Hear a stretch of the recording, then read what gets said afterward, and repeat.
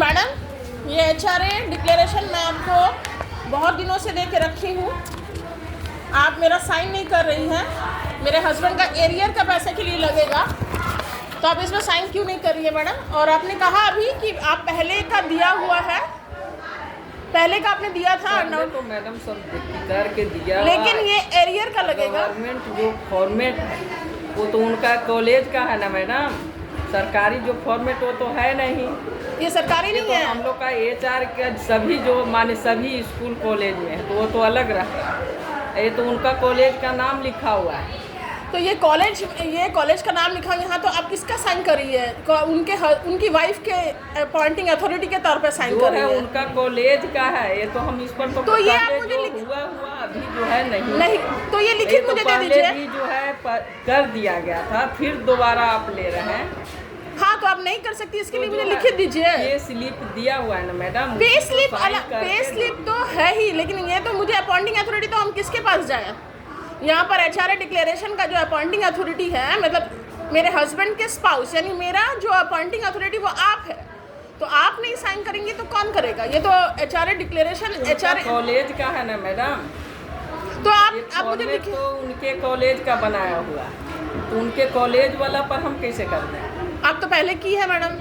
वो तो जोर जबरदस्ती आप करवा रही है ना। मैंने जोर जबरदस्ती करवाया है। तो होता नहीं है, किसी से भी सभी जगह पूछा गया है तो पूछे हैं तो वो लोग बोले कि से नहीं, उस तरह से तो होता नहीं है।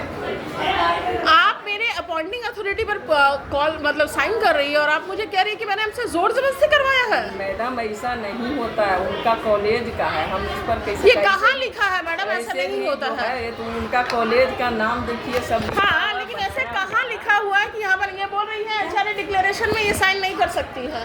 तो पहले का ऐसे भी तो दिया हुआ है ना, क्योंकि ऐसा होता नहीं है, ये बोल रही है। ये तो उनका कॉलेज का मैडम भी देती हैं और बाकी स्कूल में भी देता है सब। तो ये तो मेरा HRA खुद देती है। हाँ, तो उनका कॉलेज के लिए लगेगा ये वाला, उनका अपॉइंटिंग अथॉरिटी का HRA तो ये देगी ही। हाँ, तो इसमें साइन करने में उनका दिक्कत क्या है? मुझे समझ में नहीं आ रहा। ये भी मई 2020 का है, जुलाई 2020 ये आपका HRA है। हाँ, मतलब प्रीतेश का है। एरियर के तौर पे ये लग रहा है उनके कॉलेज में, क्योंकि मेरा HRA कितना है, ये सब कितना है, ये 2020 से लग रहा है उनके इसमें। तो ये मतलब मैं आके किससे साइन करवाऊंगी? इन्हीं से ना करवाऊंगी। ये बोल रही है कि कॉलेज के इसमें है, मैं नहीं करूँगी, क्योंकि ये ऐसा नहीं होता है।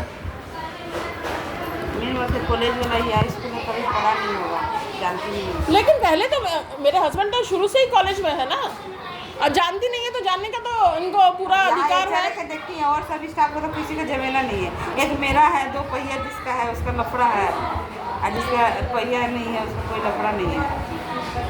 मैंने बोला कि आप नहीं कर पाएगी, उसके लिए भी आप जो बोल रही है वो लिखित दे दीजिए, तो वो लिखित भी नहीं दे रही है।